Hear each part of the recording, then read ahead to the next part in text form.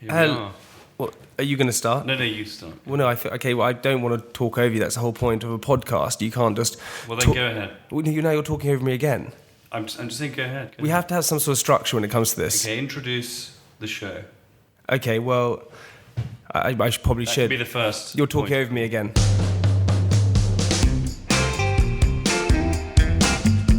Do you know what happened to me today? What? Okay, so last night I have Tell you me. ever eaten lentils? Every day. Okay, Not so every day. That would be probably a mess. But no. well, exactly. This is what happened But to I me. know I love lentils. Yeah. So I ordered lentils last night and I ate You them. ordered them. Yeah. The lentil delivery. Lentil to you. No, I ordered them because I ordered them on Online. On your lentil website. I didn't order them on my lentil. From your lentil brochure. I ordered them on a Deliveroo, the Deliveroo app. So ordered like home delivery, You can right? get delivery lentils. Delivery lentils. Yeah, you can. So I ordered that, ate a whole box of them. I mean, it must have been like 2 kilos. No, it can't be 2 kilos. How many's that? Well, as in with water. I mean, that's a lot of lentils. It wasn't with water, doesn't it? You drink water. No, but I mean, these were cooked lentils? Yeah, they were cooked lentils. Okay, so you weren't preparing them, you weren't ordering the raw lentils to No, prepare the whole 2 point. kilos of lentils. No, That would be a vast amount of lentils. I ordered them because I wanted to eat them, so I ordered them cooked and ready to go. Okay, yeah. Okay. Anyway, today I'm having a bit of a disaster because my stomach has been all over the place. I've been to the loo about 4 times, and the time at the Well, moment. there's a lot of fibre in those lentils, so you're you know. Why are we talking You about have lentils? the last laugh, really. Why are we talking about lentils? You brought lentils up. Anyway. So, Francis, the reason why I brought you here is because I've written a diary. Great. And You've just started, or you've been keeping one? I've been keeping one for a while, and I've been reading it because basically what happened was I kept forgetting my week, so I kept forgetting what went on in my week. Kept forgetting how your week's been. Are you trying to be smutty? No? Week been. No, that's in your head. You're disgusting. Anyway, I've been keeping a diary, and I've been keeping it over the past 2 weeks because I feel like people forget memories. You know, we have pictures, we have noises, we have video, but no one really keeps a diary, so I kind of changed. Well, I keep a diary. You don't keep a diary? Yes, I do, yeah. Did you write one last night? Not last night, but I write, whenever something kind of note happens in my life, then I'll start. I mean, I come back to it every now and then, yeah. I mean, and in momentous times in my life, I'll go and I'll write quite a lot, so I kept a diary for the 3 years I was living out in the jungle in Ghana. And okay, well, I've kept one just being in London. Yeah, in the concrete jungle of London. The concrete jungle, but I feel like I want to read it to you now because at school I was never good at English, I was bad at writing, but I feel Really? like... Yeah. Wow, that surprises me. No, but at school I wasn't that good. Really? Yeah. Well, I suppose... Were you good at school? However, I'm one of those guys who actually, I feel like I do have good intelligence. Okay, yeah? Do you feel like you're intelligent? I feel like I'm intelligent. Really? Yeah. In what sense of the word? Well, I just feel like my general knowledge is pretty good.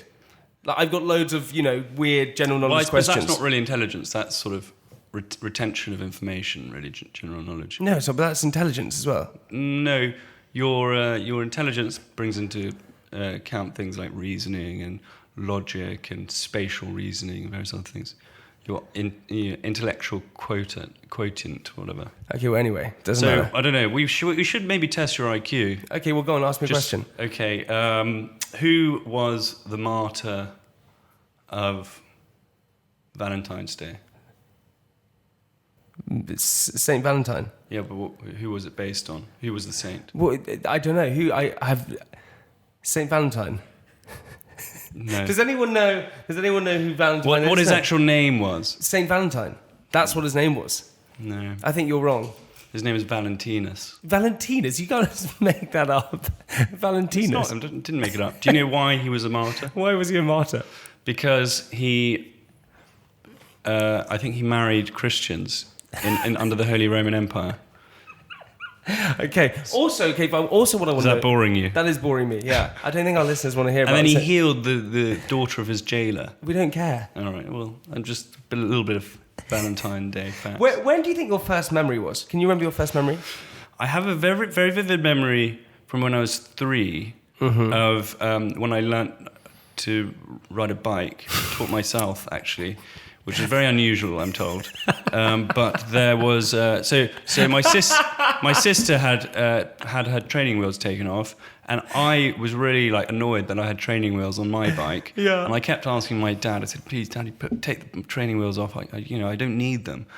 At 3 years old, you're having a discussion with your father. You're having an argument about training wheels. Yes, and he said, no, you need them to to practice, right? So then I was like not having any of it. I went when no one was watching, went and got a socket wrench and unscrewed. No, you didn't. I swear, no, you didn't. You did not go at 3 years old to get a socket wrench. Yeah, I did. I've been handy my whole life. So I unscrewed the training wheels on my bike and actually went went into the garden and said, "Oh, well, how difficult can this be?" And I just taught myself how to ride a bike. And then forever, my mum's friends and things were like, "What? That is so weird. He's just shooting around on his bike with no training wheels." And and so that was probably my first vivid memory. And I remember arriving at my friend's house and my friend's mum going, "Wow, that's so impressive. He's only 3." Yeah. And he's got a socket wrench in his hand.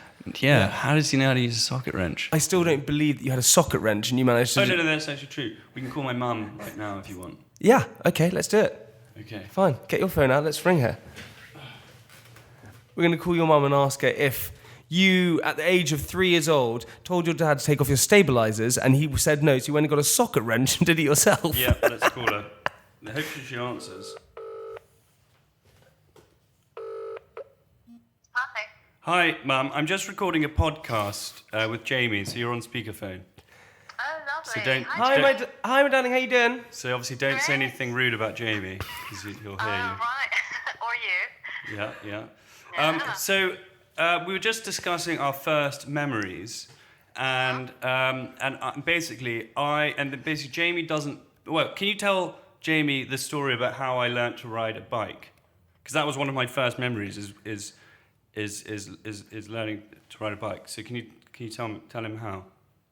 Sure, yeah. So we had training wheels for you, and you were only 3 at the time, and you were so embarrassed about going out with training wheels because all the other kids in the park had, obviously bikes without training wheels.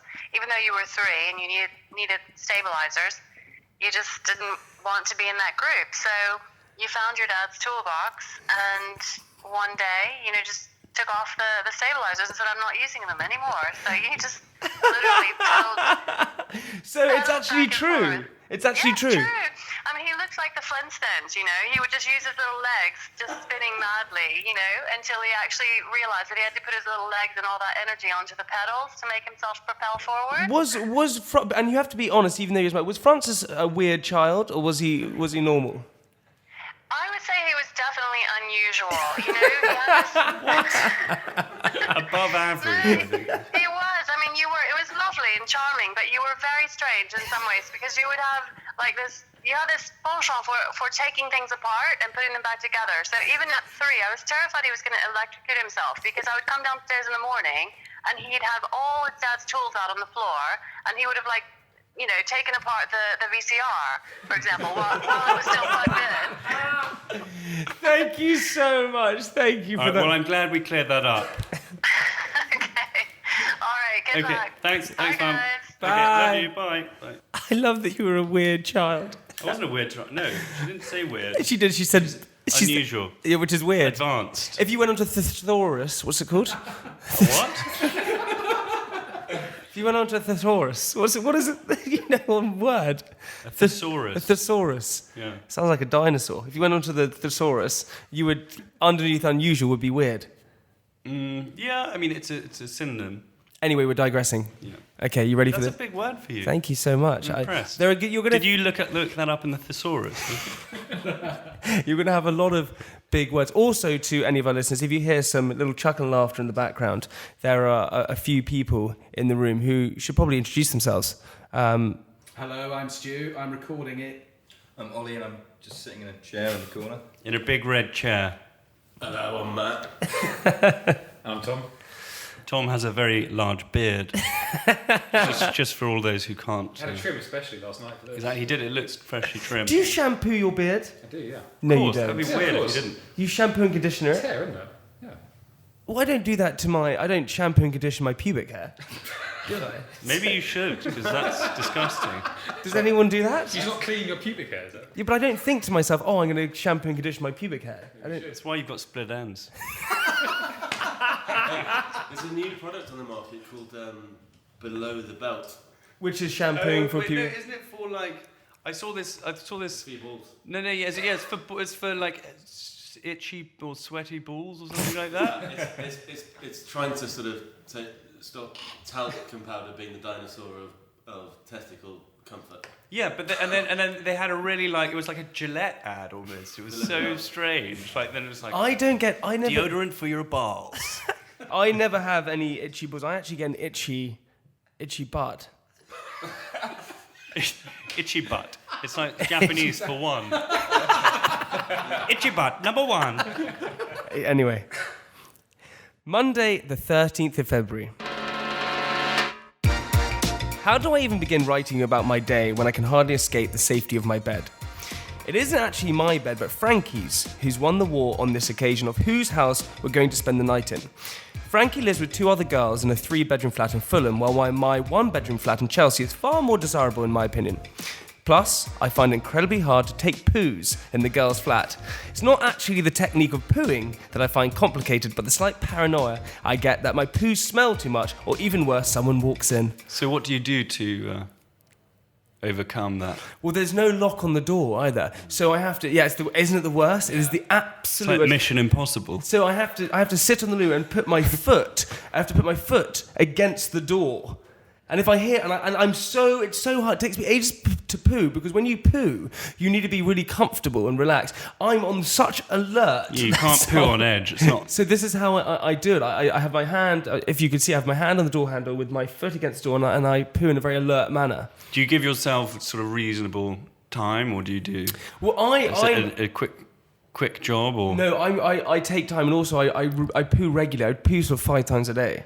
So do you do a sort of courtesy flush, or? I do something called tending the loo. What is that? What?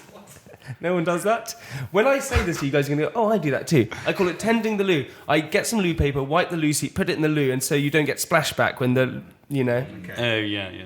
Anyway. No, I thought tending the loo was sort of making sure it's fine. You're right. You're like the loo whisperer. Now, Frankie and I did live together for half of the year, and to any new couples out there, be warned, it's the worst idea ever. Capital letters. Especially if you're living in a 1-bedroom flat. Not only did it ruin much of the excitement when it came to sex, but it became a constant tornado of abuse thrown at each other, like a monkey throwing shit. It was chaos. Yeah? You love similes, don't you? That's a good one. Is that a metaphor or something? So who is the monkey and who is the shit? Well, no, it wasn't more like that. It was just more like, I thought of a very sort of chaotic sort of situation it would be if a monkey was... I saw this YouTube video once where this little girl was kind of aggravating a monkey and it just threw poo at her. No, monkeys often throw their poo when they're distressed. Yeah. Not just monkeys, prisoners. When I was at school, I came into what we used to call, I was at a boarding school at the age of 8, and it was called Summerfields, and I was there from 8 until 12 years old, and I came into what we called the Vins. That's what we called the bath. If you want to go to the loo, it's called the Vins, and we went in there, and some guy had gone, been distressed, obviously, and had thrown poo all over the walls, and written in poo on the wall, "I'm the poo man." Well, maybe it was the poo man. And he just, Because out of all things, poo is very scary. Anyway. Well, a poo man is kind of a terrifying idea. Weirdly, Frankie had the same problem as I do in her house when it came to pooing. Hence, she would only poo when I was out of the house, or on one occasion, find somewhere where she could relieve herself without anyone really knowing. I thought, so... Why is there so much poo chat? I know. I'm sorry, okay, well, I don't know. Got a fixation on defecation. I like that. She came home and she was dressed as a monkey and "I'm the poo man" was written on the wall. She did though. She did. Frankie has this big fear, right? She can't go to the bathroom if I'm in the house. She freaks out. She's never been able to do it. We've been together, nearly a year, and she still can't do it. Have you ever just 2s or 1s? Just 2s. Right. But last thing I was telling Yeah. She's gonna be happy about this. But to the extent when she needed it so bad once, she had to go outside next to a car, and she couldn't tell me about it because I was in the house. She couldn't do it. Next to a car? Yeah. What? In the street. Start again. So she needed the bathroom so badly, but I was in the house, and obviously it's her fear. She can do it. It was late at night, so she thought, I'm going for a walk, and actually just went behind a car. In South Kent? In Chelsea, yeah. Oh my God. So that's better, mate, being caught shitting behind a car. Yeah. Did she pick it up and put it in a doggy bag? No, she left it. Freshly laid in Chelsea. Laid in Chelsea. Right. That is so amazing about Frankie. Here we go. The stench of the weekend still lingered in my From bones. Frankie. But I carried my soul into the dreaded Monday with the clown suit zipped up to the top so that no one would be any the wiser. Alcohol is honestly the devil and should have some sort of ban on it. Again, I promised myself this week that I give up drinking. Also, may I add, Mondays are always the days to reassess life. I wake up, think that my life is in tatters and need to change everything that I've done so far. Tuesday comes along feeling a little better. By Wednesday, you're feeling fine. So normally it starts all over again on Thursday. Not this week though, Jamie. You've learnt your lesson once and for all. Monday was a struggle made a little better by filming with Proudlock, who cheers me up a little bit more than Francis does. What? However, throughout the day I kept thinking I'd forgotten something, and then it hit me like a freight train. It's Valentine's Day tomorrow. Wait, wasn't Valentine's Day on a Monday? It was on a Tuesday. Oh, yes. Yeah. That's right, yeah. So Valentine's Day is now tomorrow, and basically what happened is I had forgotten everything. I'm going to explain to you, so as my diary goes on, you'll understand, but Valentine's Day is a lot of stress and strain. I don't understand why people, whoever your saint was, Saint Valentinus, I mean, he's annoying. 14th of February, Valentine's Day. Now, whoever invented, made up, or created Valentine's Day is the biggest wanker in the world. You're either not in a relationship, which makes you wallow in your own self-pity and sadness because you spend the whole day telling everyone that you're single, pretending every person you hang out with that day is your Valentine by posting pictures of them on social media, or you are in a relationship and then have to organise something special because that's the thing you're meant to do. I woke up in my own bed alone because I was filming till super late without a card, roses, or a present organised for Frankie. Now, because of my performance last week, this was not going to fly, and Frankie is one of those girls who will never admit it, but she'll be livid if a present isn't presented to her. The second problem I have is that I've set the bar of our relationship with regards to presents far too high. A Burberry backpack for her birthday, a Givenchy handbag for Christmas, and Valentine's Day would have to outshine all of these.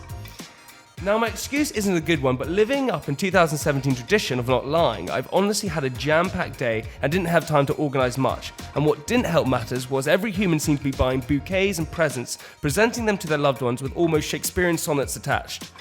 Now, I was told two things by my father. Don't ask anyone to marry you at night, and if in doubt, buy from Tiffany's. Now, in hindsight, my dad's opinion on relationships probably isn't the best, seeing that he's on lucky number 3 when it comes to wives. But there is no time to think, so I went to it with his sound advice. I left Tiffany's with the turquoise box in my hand and ran to grab a rose from a florist. Took me ages to remember the name of that, by the way. I just couldn't remember the name florist. Oh, really? Yeah, I didn't know. What words were you using instead? I was like florist. What is it? Person who holds flowers. Oh, God. Did you Google it in the end? I did Google it. So, wait, Valentine's Day really snuck up on you, didn't it? It really snuck up on me. It suddenly appeared on me. I didn't know what was going on. £10 a rose. That's love. That is love. £10 a rose, a joke. Plus, you only really need one rose, right? So one rose was a good one. A quick change and straight to Frankie's to pick her up and take her to our Valentine's dinner at Windows at Galvin at the top of the Hilton Park Lane. I handed her the rose and she immediately spotted there was no card. No fear though, because the box was there to distract her. She put down the rose, opened the box, which revealed the key ring I bought her. Now, I don't know what word I can use because disappointment doesn't quite cut it. Turns out my dad was wrong and key rings aren't a girl's best friend. Don't worry, we have dinner which will at least distract her from the poor performance in the bedroom later. Happy Valentine's Day, Frankie. I really do love you, even though sometimes you think I'm a plonker. So what was the key ring? The key ring was just a key ring. It was a really nice £120 Tiffany key ring, and she hated it. What did it have on it? It had a little heart. It was cute. I thought it was lovely.